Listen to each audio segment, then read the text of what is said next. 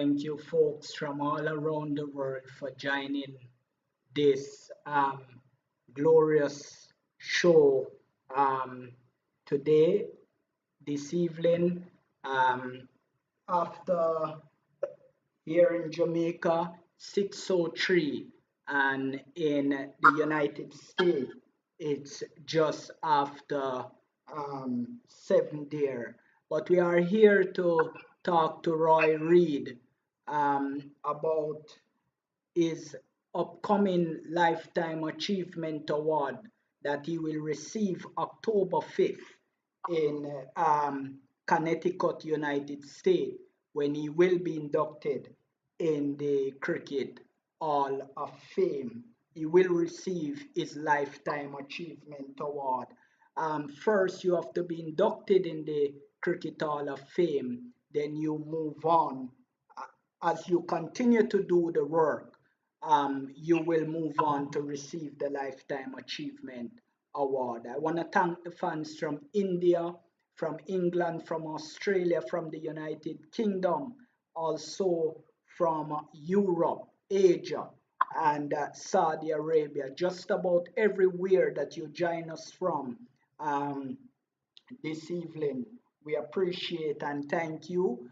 The Cricket Hall of Fame, October 5th induction ceremony, where Cricket Hall of Famer and businessman Roy Reed will be inducted and receive his Lifetime Achievement Award.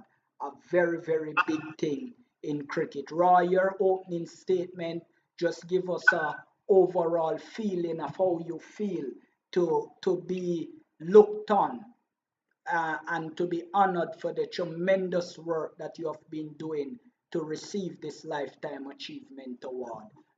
The topic of this show here this evening is uncovering the story of Roy Reed's Lifetime Achievement Award. We want to thank the viewers from especially in New York and Florida that join us this evening for this glorious show. Roy Reed, over to you. I just want to say thank you for having me here this evening. And it's a pleasure always to be a part of your program. Before I go into it, I would like to extend my condolences to my good friend, director of the Cricket Hall of Fame, Byron Chambers, and his family in the passing of his mother. I know he missed her very much, and I just would pay my respect to him so that you'll understand that we're here sharing the grief of his mother. So I'm very happy to be here this afternoon to share with you the way I feel in being awarded the Lifetime Achievement Award. I think it's a very special award, and it goes back to the things I've been doing for cricket all over the years. And not only cricket, but giving back to Jamaica and the community there in terms of computer labs, etc., etc. So this evening is a very special evening that I'm able to talk about my achievement, which will be October 5 in Windsor Locks in Connecticut. And I'm sure that will be a very, very tremendous day for myself and the Hall of Fame on a whole. So I want to thank you very much for making this evening an evening where I can discuss this with you and talk about the things that I've done in the past for cricket and still doing. So as I said, it's a pleasure to be here, and I'm looking forward for a wonderful 30 minutes so that we can go into all the necessary things. I know cricket in Jamaica is, I'm very disappointed the way it's going. But of course, we'll able to go into the nitty gritty of it to see how we can make a difference going forward. Thank you for having me, and I hope we'll have a wonderful evening. Absolutely, Roy, and it's a pleasure to have you here on our show as well. We have almost 500,000 people watching our show over the year so far, and we are poised to even grow further as soon as the West Indies return to action in a few weeks there in Sri Lanka. But just to mention really what the Cricket Hall of Fame and the tremendous work that you have been doing.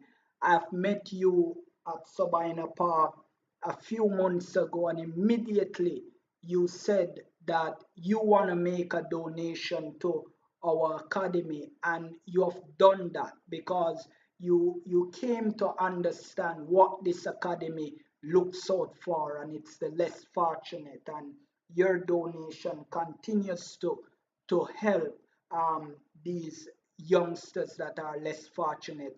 How pleasing are you that you are able to not only help an academy like my own here in Jamaica, but the tremendous work that you have been doing there in America in growing cricket, and also not forgetting your home country, Jamaica, still helping people everywhere you go, whenever you are on the island, and also there in the United States.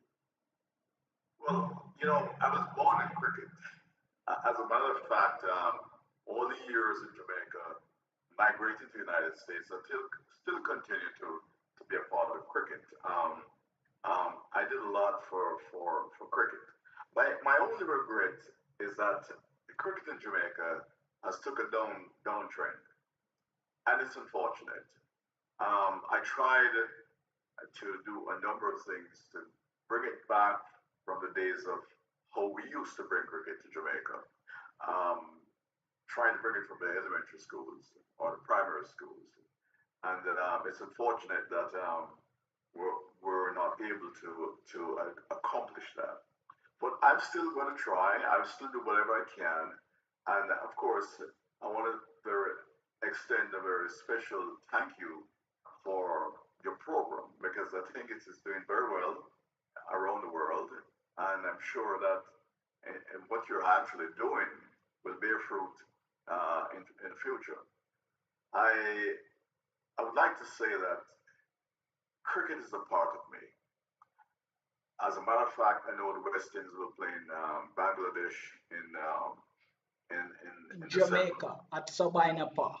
That's the Sabina Park, and I'll be there for it.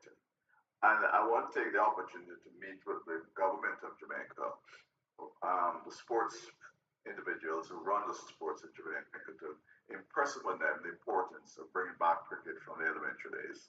Because I believe that's the only way we can excel in cricket going forward. So it's important to start. I remember in my days, growing up as a child in Jamaica, we used to have a match and cricket competition. That's what most of the great players out of Jamaica came from. And we need to bring that style of cricket back into the fold. Um, Cricket has changed. Cricket is now 2020 50 overs test cricket. Test cricket is the pinnacle of cricket, I believe, and it's not being even watched in the Caribbean anymore. I noticed that in England it's watched test cricket, also Australia and India. The Caribbean is a different kettle of fish. So we need to find some way of find the energy in the people of Jamaica to start watching cricket. And I think that's going from the schools. I believe that if we can get the schools to participate in cricket, it would be a great thing for us. I know what you're doing in Avenue Academy. You've been doing a wonderful job. But the fact of the matter is that we need the help of the government to get involved. Absolutely. Um, so we need to impress upon the government the importance of having cricket from the elementary schools or the primary schools for that matter. You can't start playing cricket at 12 or 13. You have to start at 7. Um, Oftentimes I go to Jamaica and I see youngsters around the place and I said, are you playing cricket? No, football. Everybody's playing football. And I said, well, I'm to cricket. Oh, I don't like cricket. So we have to try to instill in the youngsters that you must play cricket because it's a gentleman's game. And I had a beautiful program that I presented to the government or Minister of Sports, which of course was not entertained by her. But I'm going to try again, and I would like to know that the things that I have in mind and the people around me. who's willing to participate will be there for us to extend the knowledge of cricket to the youngsters who are 6 and 7 years old, because that's what we need today. And I want to commend you for doing all the things you've been doing. I noticed the other day you had a hurricane, and it gave you a blow in terms of your pitch was damaged, Yes, and the things was interrupted around there. But we will get it done over so that you can start the ball rolling again. absolutely. Absolutely. The Lifetime Achievement Award is not a thing that the hall give out casually.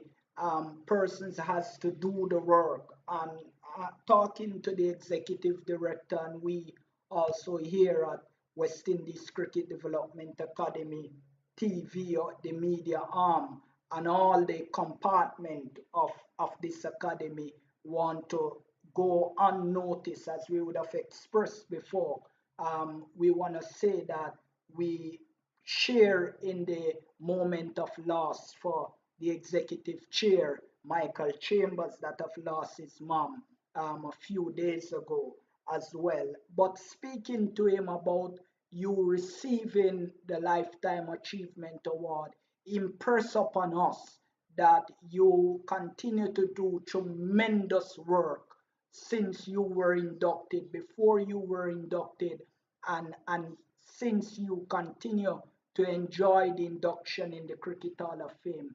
How pleased are you that you maintain the status quo? Because many would have received the induction and then stop doing the work. But a man like you and of your caliber that could have easily walked away continue to stay in the game and give back to the game and enhance cricket. How pleasing is the feeling that you were able to do that despite of the challenges, the economic challenge that the entire world would have experienced. But you are an open book to the entire cricketing world. How pleased are you that you are able to be the man that you are for world cricket? Well, first of all, it is a wonderful achievement for me to accept such an award. I think it's going to be the pinnacle of my life to receive a lifetime achievement award. It speaks for itself. And as a result of that, it encourages me to continue to help the game of cricket. Yeah, And I will continue to do so because I'm receiving this award, it propels me to do what I can, go the extra mile. And of course, the director of the Hall of Fame, he actually presses up with me, Roy, we need to do something for cricket. Not only here in the United States, but in the Caribbean. I yes, mean, we have to do what we can. I have a couple of things that I'd like to I don't want to say no, but I'm speaking to the president, the director about it, and we're going to get it done because it's important for us to do whatever we can to get the game of cricket back to where it was. Cricket was the king of sports in Jamaica. yeah, I think it's now below the standard, and we have to inject new ideas into it so we can get the youngsters to be a part of it. And and not cricket is you have to have a certain amount of mindfulness, discipline, and etiquette. yeah, And all of these things will help to bring back cricket to the youngsters because they have to be a part, the parents has to be a part of it. yes, And we have to impress on the parents that cricket is something that will help your kids to grow. No, it's not only athletics, it's not only football. Cricket is a game that it teaches you discipline. yeah, And this is what we need in Jamaica today. And I strongly is of the opinion that we can get it done. And what you are doing is tremendous. And that will continue to help to foster the type of cricket that we need to have in Jamaica again. I don't know about the other islands. I think Barbados is an island that really loves cricket. And you can see when they have in these 2020 games that they have no playing in the CPL. yeah, Uh, Kensington Oval is always packed. but we need to have the same thing in Jamaica because Absolutely. we we have the goods. Let's exercise all the necessary things that we need to do to get to the track. And And it's interesting that you say that because we heard Chris Gale the other day in an interview talking about he wants to talk to the government in regards to CPL, and I'm sure when you speak to them in November, you will be impressing that upon them that the country needs a franchise. that is correct. And as a matter of fact, I'm looking seriously and actually introducing uh, as a real CPL team where Jamaicans own it Yeah, because the CPL in the past was owned by an overseas person. yeah, We in Jamaica, we can get it done. I mean, I rarely set up a situation where we're speaking to companies in Jamaica, and what it needs is to have the right words, the reasons that we can get these things done, and it's a matter of talking about it, get the banks involved, and this is what we need to do because cricket is a game that we must continue to explore all the possible ways to have cricket playing again the way it was played. absolutely. And it's interesting because when you talk about Barbados, there are a lot of people in Barbados that are overseas but still pushing the cricket back home, lobbying governments and so forth. And you're saying you want to put your energy in talking to the Jamaican government about reinvig- reinvigorating cricket here on the island. But are you having conversation with the JCA, the body for cricket here in Jamaica, as it regards to youth cricket? I see you have a passion for those that play at the primary level and also at the high school level, but more at the primary level. So are you having discussion with them? And do you plan to have discussion with them about reintroducing school at the secondary level, also at the primary level, in a greater way than it's being run now? Well, this is my intention.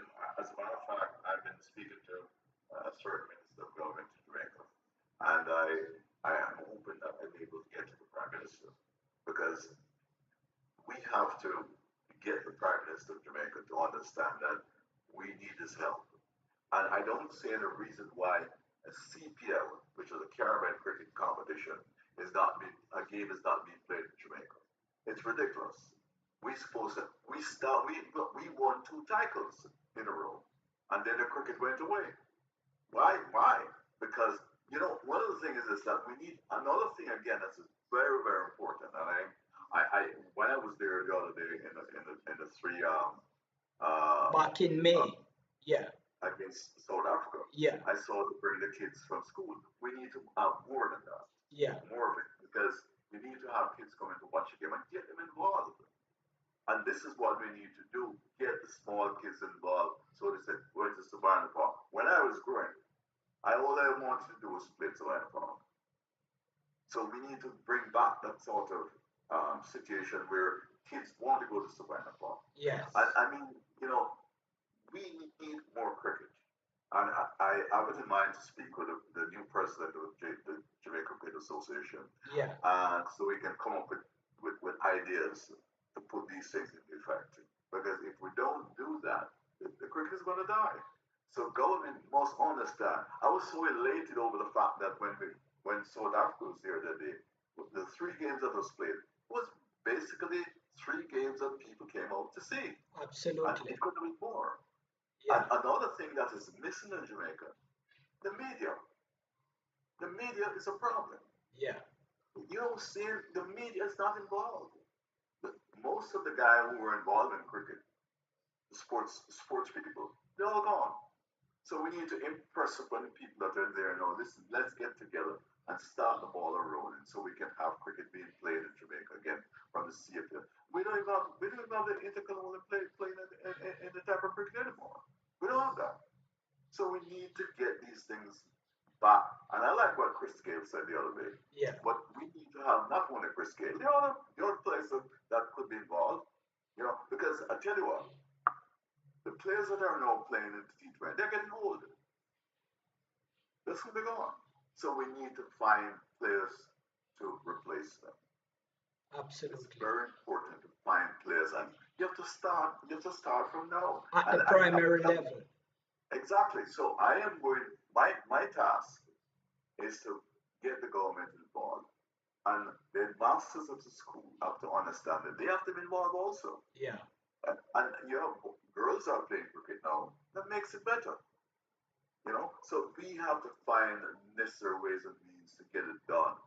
And I mean, I look, I see myself being honored at this All of fantastic company yeah, the lifetime and, achievement.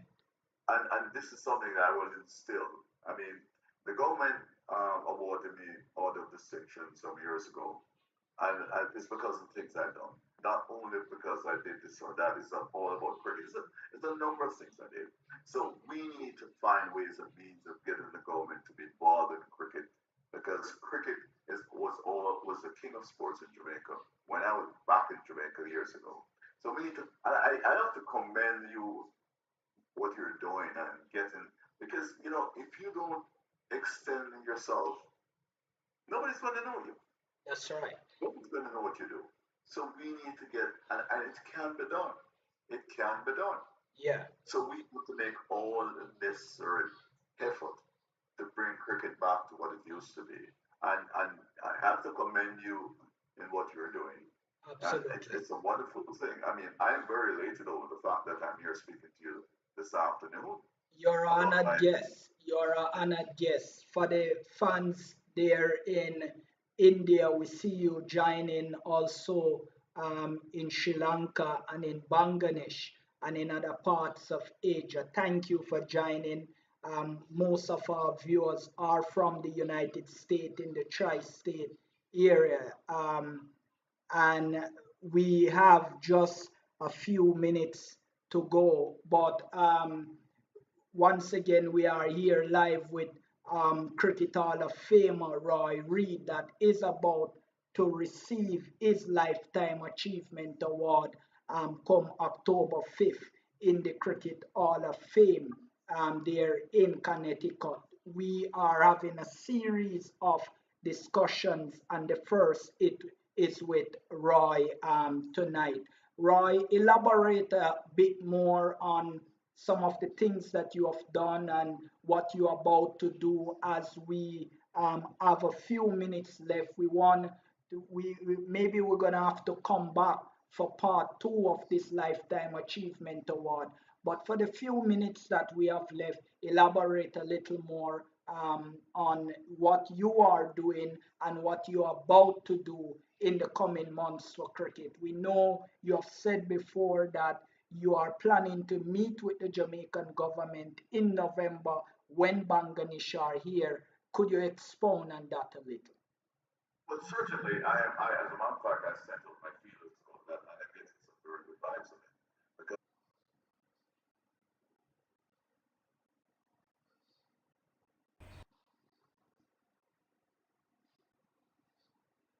the internet issues that we're having, we will have back Mr. Roy joining us back another evening to finish this discussion. So for now, that's it.